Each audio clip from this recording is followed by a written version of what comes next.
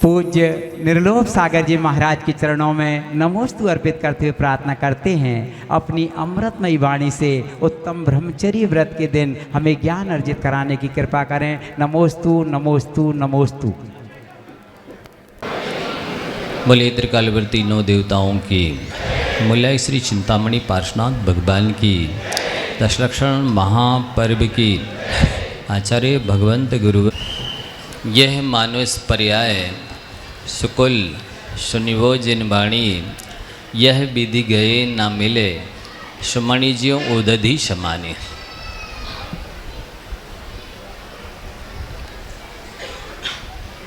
यह मनुष्य पर्याय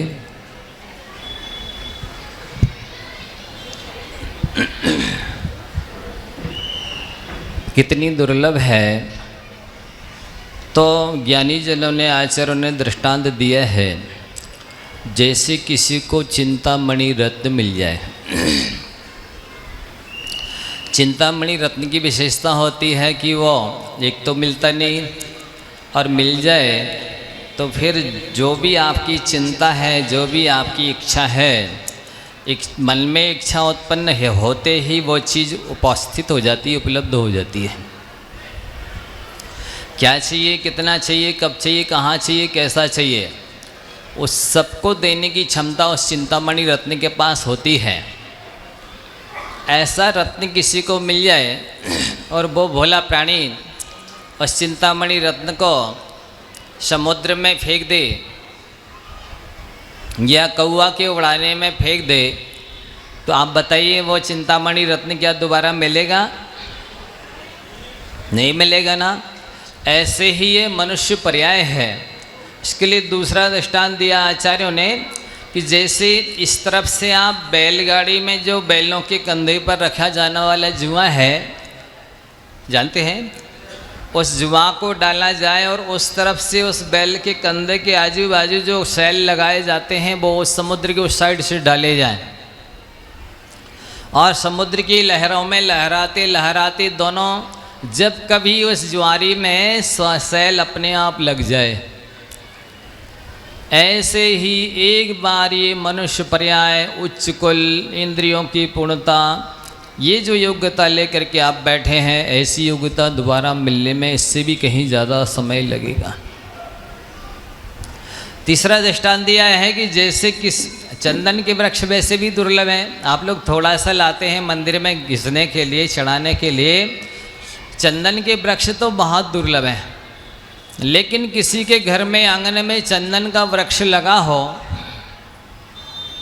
और वो भोला प्राणी ये समझे कि अरे रोज़ रोज़ बर्तन साफ करने पड़ते हैं, आजकल राख भी तो नहीं मिलती है, चलो इसी चंदन के वृक्ष को जला देते हैं, राख की समस्या समाप्त हो जाएगी। और वो उस चंदन के वृक्ष को जला दे, जल कर के वृक्ष राख के ढेर में परिवर्तित हो, वो राख को उठा नहीं पाए, समेट नहीं पाए, और इतने में कोई तेज़ी से आंधी आ जाए और उस राख को, सारी की सारी राख को दसों दिशाओं में उड़ा दे। थोड़ी देर में ही तेज़ी की बरसात हो जाए तो वो राख सारी बह कर के नदी नालों में चली जाए। अब जिन परमाणुओं के माध्यम से वो चंदन का वृक्ष बना था, अभी वो वृक्ष वनस्पति कायक था, अब जल कर के राख बन गया, यानी पृथ्वी कायक बन गया, और हवा से उड़ गए परमाणु, पानी गिरने से बह कर के नदी नालों में, समुद्र में चले गए। अब दोबारा उन्हीं परमाणुओं के द्वारा, जितने परमाणु पहले थे उतने ही परमाणुओं के द्वारा जिस स्थान पर वो चंदन का वृक्ष था, उसी स्थान पर दूसरा वृक्ष नहीं, चंदन का ही वृक्ष बनने में जितना समय लगे। आप लोग सुन रहे हैं ना? कितना समय लगेगा कहा नहीं जा सकता कि दोबारा कब वे राख के परमाणु पुनः उसी स्थान पर आएंगे, सारे के सारे परमाणु मिलेंगे और दूसरी लकड़ी नहीं, चंदन की ही लकड़ी बनेंगे। उसमें जितना समय लगेगा बंधुओं, उससे भी कहीं ज़्यादा समय इस जैन कुल को, उच्च कुल को, मनुष्य पर्याय को, इंद्रियों की पूर्णता, सारे अंगोपांगों की पूर्णता सहित ही पर्याय पाने में समय लगेगा आपको। ऐसी दुर्लभ पर्याय को प्राप्त करके इसे विषय भोगों में खोना ऐसा ही है जैसे कोई व्यक्ति प्याज की तो खेती करे और प्याज कोई चुराने ले जावे, इसके लिए अच्छी ऊंची कपूर की बाउंड्री लगाए। बताइए प्याज महंगी है कि कपूर? इसी तरह से मनुष्य पर्याय दुर्लभ है कि भोग दुर्लभ है। भोगों में लगाना, ख्याति पूजा लाभ के लिए लगाना, धन कमाने में लगाना ऐसा ही है बंधुओं। इसलिए इस मनुष्य पर्याय को प्राप्त करके विवेक को जागृत करो, क्योंकि ये मनुष्य पर्याय यदि चली गई तो ये जंक्शन के समान है। जैसे जंक्शन से आप जिधर जाना चाहें वहाँ के लिए ट्रेन मिलती है, गाड़ी मिलती है, 24 घंटे मिलती है। यदि उस जंक्शन को छोड़ दिया आपने, इधर उधर चले गए, फिर आप कह नहीं सकते कि कौन सी गाड़ी कब मिलेगी, कहाँ जाने के लिए मिलेगी कि नहीं मिलेगी, कोई गारंटी नहीं। इसी प्रकार से ये मनुष्य पर्याय से आप 4 गति 84 लाख योनियों में से किसी भी पर्याय में जा सकते हैं, ऐसी योग्यता आपके पास है। अब आप जैसा पुरुषार्थ करेंगे वैसी गति में चले जाएंगे। यहाँ हमारे सिद्धांत में ये नहीं, कोई आपके भाग्य का विधाता नहीं बैठा है। आपके भाग्य के विधा तो आप ही हैं, लेकिन समय रहते यदि आप सचेत नहीं हुए तो वैसी दशा होगी जैसे कि एक अंधे व्यक्ति को एक बड़ी बिल्डिंग के अंदर बंद कर दिया। उसमें 84 दरवाजे हैं, 83 दरवाजे तो बंद हैं, एक ही दरवाज़ा खुला है। वो अंधा ऐसा हाथ से टटोलते हुए जाता है, कौन सा दरवाज़ा खुला है वो चेक कर रहा है, देख रहा है, लेकिन जो दरवाज़ा जैसे ही जो खुला था उस दरवाजे के पास आया तो सिर खुजाने लगा या मक्खी उड़ाने लगा और आगे बढ़ गया। बताइए वो अंधा निकल पाएगा उस बिल्डिंग के बाहर? फिर दोबारा चक्कर लगाएगा, फिर मान लो जैसे तैसे वो खुला दरवाज़ा आया और फिर वो खाज खुजाने लगा, आगे बढ़ गया। अब बताइए वो निकलेगा उस बिल्डिंग से? इसी तरह से आपको ये मनुष्य गति रूपी खुला दरवाज़ा मिला है, जिसमें आप मनुष्य पर्याय को प्राप्त करके रत्नात्रय को धारण करके आज भी ऐसी योग्यता और क्षमता है। कुंद कुंद स्वामी कहते हैं, अज्जवि तीर्णे शुद्धा पाणम झाइयोण लाही इंदत्तम लोयंती देवत्तम तत्शिवाणी विदुम जंती। आज भी आप जिस योग्यता को लेकर बैठे हैं, मुनि बन करके आत्मा परमात्मा का ध्यान करके अनंत संसार को खत्म करके एक भाव से रख सकते हैं बंधुओं। ऐसी योग्यता और क्षमता आज भी इस पंचम काल में, हुंडाश्रवणी काल में, भरत क्षेत्र में, दुखमा काल में भी है। लेकिन यदि आपने आत्म कल्याण नहीं किया तो पता नहीं फिर कौन सी योनि में, किस पर्याय में जाएंगे जहाँ पर स्वाधीनता और स्वतंत्रता नहीं मिलेगी। आज आप पूरी तरह से स्वतंत्र हैं। जन्म आपका भाग्य से हुआ है, मरण आयु पूरी होने पर होगा, लेकिन जन्म कैसा जीना है वे आपके ऊपर है। इसलिए अपने जीवन को ढंग के साथ नहीं जिए, ढंग के साथ जिए। कैसे जिए? ढंग से नहीं जिए, ढंग से जिए। जैसे एक दिन दृष्टांत दिया था कि एक गाय है, बहुत सुंदर है, उसके सींग भी बराबर बहुत आकर्षक हैं, बहुत लंबी पूंछ है, अच्छा कलर है, गले में घंटा बंधा हुआ है, लेकिन दूध नहीं देती। बताओ कितने में खरीदोगे? है? नहीं खरीदोगे? आधी कीमत में, चाराना में? नहीं, बिल्कुल भी नहीं, फ्री में भी नहीं। इसी प्रकार से बंधुओं, आपके पास मनुष्य पर्याय है, उच्च कुल है, ये तो उस गाय के समान रूप है, रंग है, पूंछ है, सिंग है, घंटा, सब कुछ है, लेकिन गुणों दूध के स्थान पन्ने दिए आपके पास धर्म नहीं है, तो आपकी मनुष्य पर्याय की कोई कीमत नहीं है बंधुओं। ये संसारी प्राणी मोह की वजह से भूला हुआ है कि हमें ये मनुष्य पर्याय किस लिए मिली थी, हम किस लिए आए हैं, कहाँ से आए हैं, कौन है, हमें क्या करना चाहिए, हम क्या कर रहे हैं, इसका फल कौन भोगेगा, इन कर्मों के फल से हम किस गति में, योनि में, पर्याय में जाएंगे, उससे कुछ भी ध्यान नहीं है। एक बार एक व्यक्ति, पानी आ गया, कोई बात नहीं मुनिराज तो वृक्ष के नीचे बैठ करके ध्यान करते हैं बरसात में, आप तो फिर भी छाया में बैठे हैं, बदल लेना कपड़े जाके, क्या हो जाएगा। ऐसे डर गए जैसे काला नाग आ गया हो, सारे पूरी हवा, इतनी बड़ी सभा में हलचल मच गई है। मैं सोच रहे क्या होगा, इतना खतरनाक क्या चीज आ गई, सारे लोगों का ध्यान उधर बट गया। तो ध्यान से सुनिए, ये मोही प्राणी कैसे अपना समय व्यतीत करता है, क्यों करता, किसके लिए करता है, इसे ध्यान नहीं है। एक परिवार था, उस परिवार में बहुत बड़ा परिवार था, 5-7 भाई लोग थे, सबकी शादियां हो गई थी, माँ और पिता भी थे, लेकिन सबके सब निकम्मे थे, क्योंकि उन्हें अच्छी संगति नहीं मिली, अच्छे संस्कार नहीं मिले, ज्ञान नहीं मिला, तो वो कुसंगति में पढ़ करके बिगड़ गए। ये तो सर्वमान्य बात है कि व्यक्ति जैसे लोगों की संगति में रहता है वैसा ही उसकी सोच, उसका चाल चलन, उसकी बोली वाणी, उसका खान पान संगति के अनुसार हुआ करता है। यदि आपको सद्गति चाहिए है तो सद्गति पाने के लिए सन्मति, सद्बुद्धि पाने की आवश्यकता है, और सद्बुद्धि चाहिए है तो सत्संगति में आने की आवश्यकता है। इसलिए बंधुओं, आचार्यों ने कहा कि 100 काम छोड़ करके स्नान कीजिए, 1000 काम छोड़ करके भोजन कीजिए, 1,00,000 काम छोड़ करके पूजन कीजिए, और करोड़ काम छोड़ करके सत्संगति कीजिए। तो हुआ ऐसा कि वो व्यक्ति को संगति के कारण बिगड़ गया, और बिगड़ गया तो जंगल में जाकर के किसी चौराहे पर बैठ जाता, और जो भी माल लेकर के निकलता तो उसको छीन करके लूट करके घर ले आता। इस तरह से उसके परिवार का पालन पोषण होता था। एक बार क्या होता है, एक कोई महात्मा उधर से निकलता है, उस महात्मा के पास में एक झोली थी, दिन भर से कोई उस दिन निकला नहीं, तो उसने क्या किया कि उस लड़के ने उस महात्मा के कहा, रुको महात्मा, ये झोली यहीं रख दो।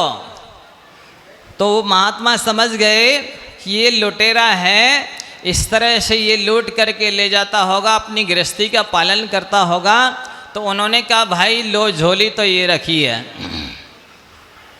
लेकिन एक मेरे प्रश्न का उत्तर दे दो। उसने कहा, बताओ। बोले, ये जो तुम लूटपाट करते हो, इस तरह से चोरी डाका इत्यादि का काम करते हो, इसको ले जा कर के आपका परिवार होगा ना? उसने कहा, हाँ मेरा परिवार है, मेरे 7 भाई हैं, 7 की शादी हो गई है, माता पिता भी हैं, सब लोग खाते हैं। हाँ सब लोग खाते हैं। तो आप उनसे ये पूछ करके आ जाओ कि ये जो पाप का बंद करते हो आप, ये चोरी डाका जो डालते हो, ये सब लोग तो खाते हैं, पर क्या इससे बंद होने वाला जो पाप कर्म का बंद है उसको भी सब लोग बटाएंगे? उसने कहा, अरे वाह, हम ही मिले आपको बुद्धू बनाने, हम उधर जाएंगे और तुम 9-2-11 हो जाओगे। उस महात्मा ने कहा, नहीं नहीं, हम ऐसा धोखा नहीं करेंगे, और यदि आपको विश्वास नहीं है तो मेरे हाथ ये दोनों वृक्ष में इस तरह से बांध दो जिससे मैं खोल भी नहीं पाऊँ और भाग भी नहीं पाऊँ। लेकिन ये बात पूछ कर के अवश्य आओ अपने परिवार से कि ये कर्म का बंद भी आप लोग बटाएंगे कि नहीं। उसने कहा, ठीक है, पूछ के आता हूँ। गया, उस बाबा महात्मा के हाथ पैर पीछे बांध दिए और जाके पूछता है तो उसके परिवार के लोगों से। तो उसके परिवार के लोग कहते, अरे तू किस महात्मा के चक्कर में आ गया? ये तो गृहस्थी का पालन पोषण करने के लिए सारी दुनिया कोई ना कोई धंधा अपनाती है, इसमें क्या है पूछने की बात है? क्या तू नया काम कर रहा है? ले नाश्ता कर ले, तुझे को सुबह से भोजन नहीं किया इसलिए तेरा दिमाग तो नहीं खराब हो गया, गर्मी तो नहीं बढ़ गई है? इस तरह से प्रेम से खिला पिला करके और उसको भेज दिया विश्राम करा के। तो आया वापिस, महात्मा से कहता, महात्मा ये तो उन्होंने कहा सभी को कुछ ना कुछ करना पड़ता है, कोई सर्विस करता है, कोई बिजनेस करता है, किसी भी तरह से अपनी गृहस्थी का पालन पोषण करता है, करना ही पड़ता है तो। लेकिन मैं इतना जानता हूँ कि मेरे परिवार के लोग मुझे बहुत चाहते हैं, जहाँ मेरा पसीना गिरता है वहाँ वो खून गिराने के लिए तैयार होते हैं। अच्छा ऐसा है तो चलो इस बात की भी परीक्षा कर लो, आपको कितने लोग चाहते हैं, कौन कौन चाहता है, कितना चाहता है। उसने कहा इसकी परीक्षा कैसे होगी। महात्मा ने कहा एक काम करो, आप घर में जा कर के भोजन करना और जितने बजे रोज़ सो जाते हैं उतने बजे सो जाना, मैं आऊँगा, परीक्षा हो जाएगी। लेकिन जितने बजे सो करके उठते हैं उठना नहीं। लोग ये समझे कि ये मर गया है। बोले ठीक है, घर गया, भोजन किया, सो गया।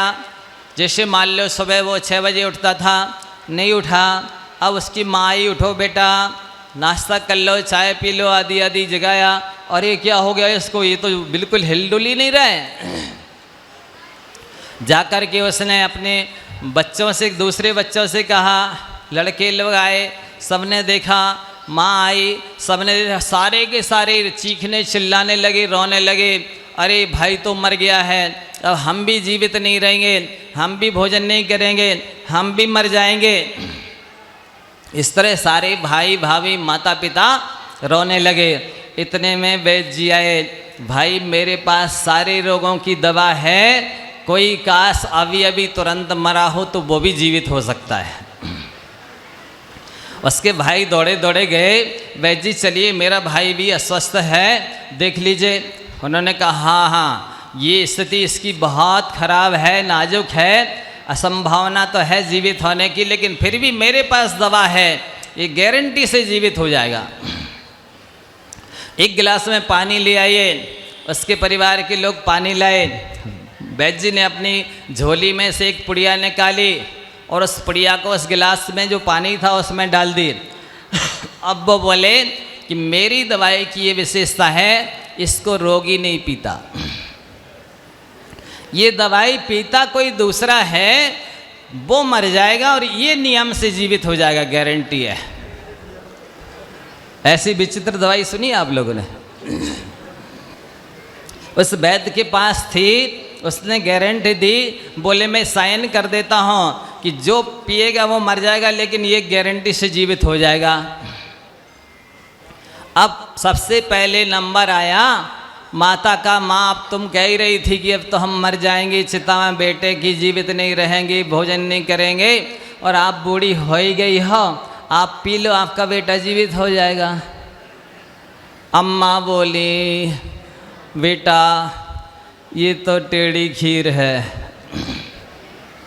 ये हमारे बस की बात नहीं है, हम समझ लेंगे, हमारे 7 ही लड़के थे, 8 नहीं थे। पिताजी ने भी ऐसे ही कह दिया। अब भाइयों का नंबर आया तो भाइयों ने कहा भैया अभी ये कमाता था, हम खुद कमा लेंगे, हम क्यों मरे, हम क्यों पिए ये दवाई। जब भाई नहीं तैयार तो भाभियाँ कैसे तैयार हो जाएंगी, वो भी तैयार नहीं हुई। अंत में बची पत्नी, उससे कहा लो अभी तू मरने को ही तैयार है, पति की चिता में मरने के लिए, जलने के लिए तैयार है, तुम पी लो इसको, तुम्हारा पति जीवित हो जाएगा। वो बोली अरे अब ये जीवित हो भी जाएंगे तो इनका सुख हमें क्या मिलेगा, इससे अच्छा है अब हम धर्म ध्यान से समय निकाल लेंगे। जब कोई भी तैयार नहीं हुआ, 7 भाई भाभियाँ माता पिता, वैद्य जी बोले हम पी लें। सब ने कहा ऐसी कृपा हो जाए तो क्या कहने।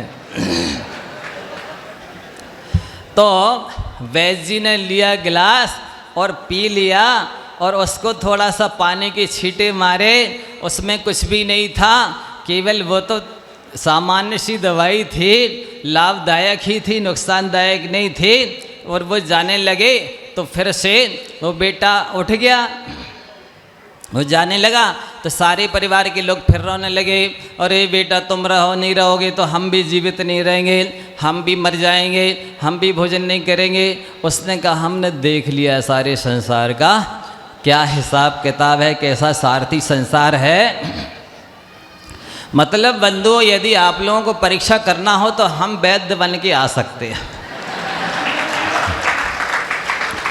सच्चे मायने में स्थिति ऐसी है, ये स्वार्थ का संसार दुख भंडार समल्य प्राणी, तेरी बीत रही जिंदगानी, यहाँ किसी का कोई नहीं है, सब स्वार्थ के सगे हैं। काज परे कछु और है, काज सरे कछु और, तुलसी भामरत के परत नदी श्रावत मोर।